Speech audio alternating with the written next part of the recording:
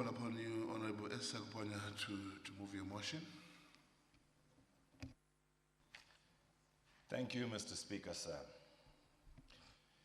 Mr. Speaker, in coming up with this motion, it is important that I recognize and make mention that this motion is derived from the Parliamentary Youth Caucus. On the 28th to the 29th of March 2025, the Parliamentary Youth Caucus hosted the inaugural Youth Model Parliament, a program sponsored by the Parliament of Zimbabwe, together with our partners, Zimbabwe Institute and Zimbabwe Youth Council. This program saw youths from across the country's 10 provinces come to Parliament, raise and deliberate matters affecting the youth demographic.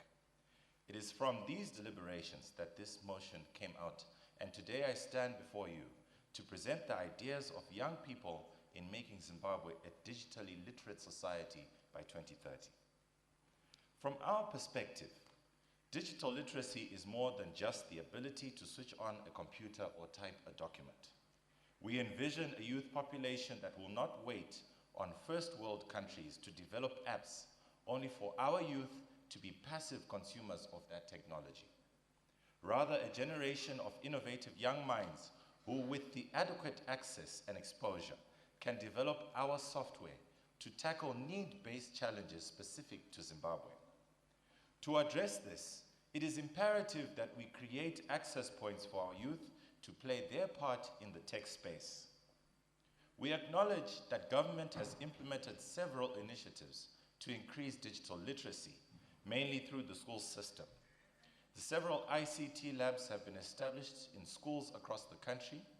The Ministry of ICT, Postal and Courier Services has conducted awareness training sessions on information security, policies, standards and procedures to ensure security and privacy of ICT infrastructure and data. Through POTRAs, the government has been organizing annual hackathons as part of its ICT innovation drive with the aim to increase ICT research, development, and identify talented innovators and support them in developing their ideas into marketable solutions. However, Africa, including Zimbabwe, is still grappling with the shortage of tech talent, and this has far-reaching implications for digital transformation and economic growth. There is a notable gap in terms of comprehensive, systematic approach to digital skills training, which can make our youth competitive in an AI-driven world. It is because of this that the youth, through the Parliamentary Youth Caucus, raised the motion that we utilize existing underutilized spaces to open opportunities for youth in IT, AI, and tech. To address this gap, the critical player in leading this charge will be the Ministry of ICT, Postal, and Courier Services. Within the ministry's purview are 59 post offices and 240 outlets, which themselves are spread across the country. Postal services are still important. However, due to technological advancements in communication channels, the relevance of their traditional mandate has dwindled. Countries such as Denmark have begun the process of decommissioning all post offices, and by the end of 2025 will have fully decommissioned. South Africa has also decommissioned close to 400 post offices. In Cape Town, for instance, only one post office remains.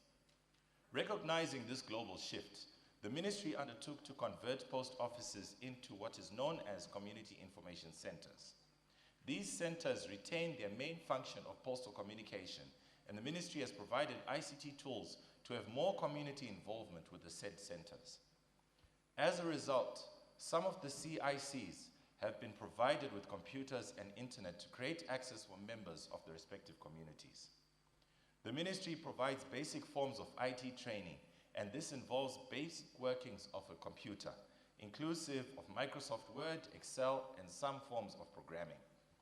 The Ministry of ICT has recognized that post offices present a unique opportunity to ensure no place is left behind. Their spread across the country, especially in remote areas where internet connectivity is a major challenge, makes them an ideal target for creating access for IT and tech. The fact that they fall under the Ministry of ICT makes it even more appropriate that our proposal be implemented by the Ministry of ICT.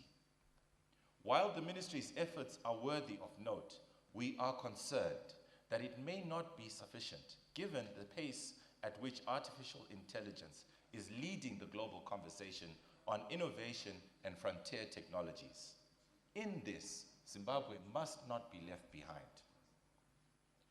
Post offices are the most ideal to convert into community digital training centers, given their established and strategic location spread. Our ideal proposal would ensure that once converted, these centers would be supplied with the relevant hardware necessary for adequate training in web design, game development, animation, 3D modeling, robotics, motion graphics, application development, coding, amongst many others. Young people are already engaged in the tech world, repairing electronics such as phones, televisions, and computers with no formal training.